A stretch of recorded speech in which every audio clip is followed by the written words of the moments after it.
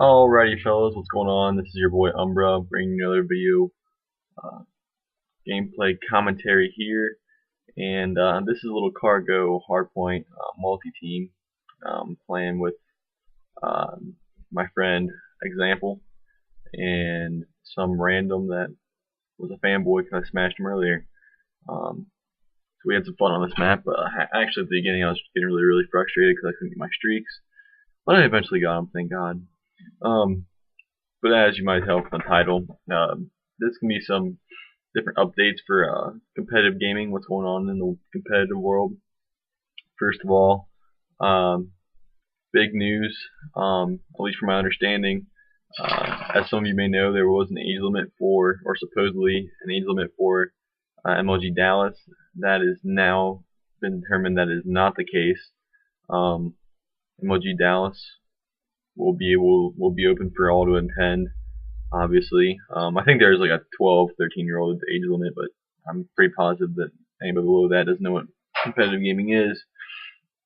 Um, and then for the CoD XP, the story is that if you if you if you see top 8 at MLG Dallas, then you don't have to be 18 or older.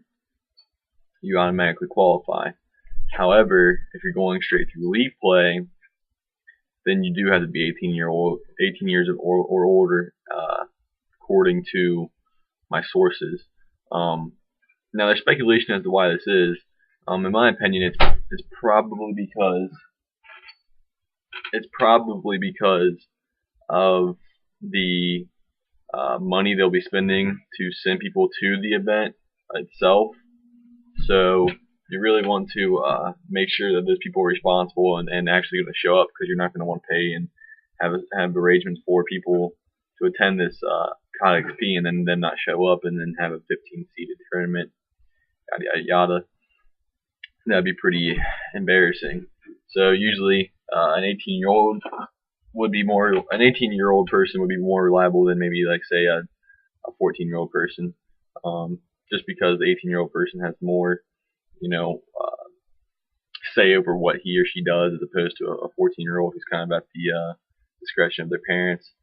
Um, and then there's also been some discrepancy on whether the Scuff Gaming controllers will be available for use.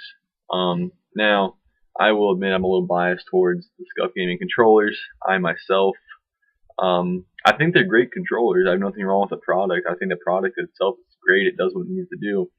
But my whole thing is people say that it's a modded controller, and I 100% agree. It is a modified controller. There's modifications to a generic Xbox 360 controller that give the player the advantage over a regular player. One of my good friends, Example, actually argues with me all the time, saying, "Well, it's just like receiver gloves. Um, Everybody can use them, blah blah blah." And I said, "That's fine. I see where he's coming from. The problem with that is if they're going to allow you to use it at events, I think that they should provide them there as well for use. Um, and then and that because in the NFL, every player first of all has the money to purchase those $50 pairs of gloves, and um, get gets there's usually sponsored. The team is sponsored by a brand, and then the player might be sponsored by a certain brand as well, getting free stuff just to wear it. So in my opinion, if they're going to allow it, they should let everybody use it, so that way no one player has the advantage over another.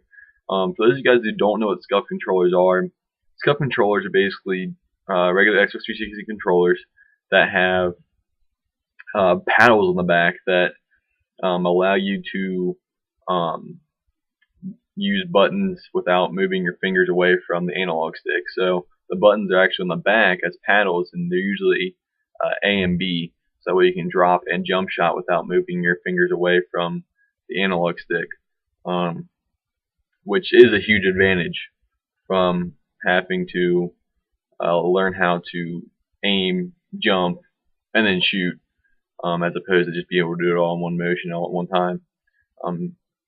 So that to me is a big advantage, and I definitely think that there's need to be some revisions made to that rule. But if they do allow it this year, it'll be the first time it's ever been allowed in Call of Duty since it's entered the competitive stage, or the Major League Gaming stage of its career. So that'll be pretty interesting to see how that all plays out. Um, but as again, like I said, I don't fear. I personally don't feel like that is. I don't think it's fair to allow somebody to use the controller and not one other person. So, but it is what it is. It's whatever they choose to do. I understand either way, however they choose to go about their business, if you will. um, and then the final thing is, I've had some questions on Umbra. What are your plans? Are you going to Dallas? Are you going to have a team? And the simple answer to that is I don't know. Unfortunately, I want to. I certainly I feel like I'm good enough to go. Problem is I do not have a for sure set team right now. I'm probably going to have to wait until after Dallas, after Dallas, to see how that works out. I think I'm talking to a few guys that are a little iffy on their team situation, but they're going to Dallas, and if they end up not doing well, then I might be able to get picked up there. But other than that, I'm still looking for a team. Uh, I'm a complete free agent. I have no obligation to any one person. There are a few people that I've talked to who I'd love to play with if they ever become available. However, that's just not um, that doesn't hold true right now. So I will be continuing my search for a team, and I hope to attend Dallas, and if I could, COD XP, rather through or either through the grinding the league or through Dallas, seeding top 8, which doesn't look like it's going to happen for me at this particular time, just because I don't have a team to do it with. But it would be great if I did. And for any of you guys that watch this video, if you have a team and you're looking for a third or for a fourth rather, I play OBJ, baby. So go ahead and hit me up. And then the other thing I want to talk about was I mentioned in my earlier video, which you guys probably didn't watch because the sound quality was terrible. But I mentioned my future plans to work with Gage Gaming Show. That's still my intentions. We're still talking. We're still great friends.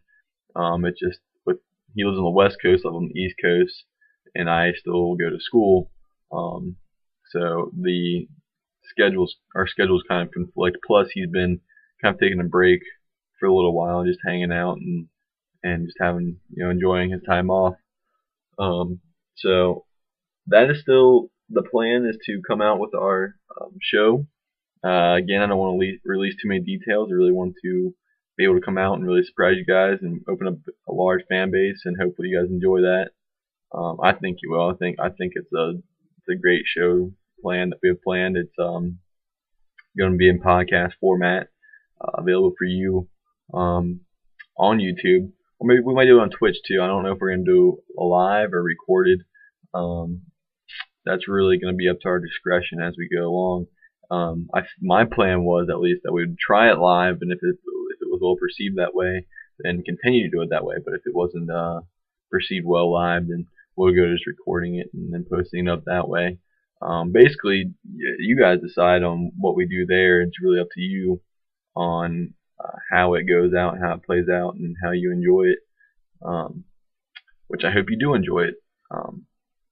But other than that, guys, get out there, find a team, get to practicing, make sure to represent yourselves and your team at MLG Dallas. If you want to get known, you got to get out in this tournament and make yourself known. I'm going to let the rest of the gameplay play out. I hope you enjoyed this. Hopefully it was entertaining. I thought it was. We had non-stop orbital VSATs running there, and it was a fun time. If you guys enjoyed the video, go ahead and leave a like and subscribe for more competitive info. I will be giving you guys the most up-to-date information as it comes by all the time. And stay thirsty, my friends.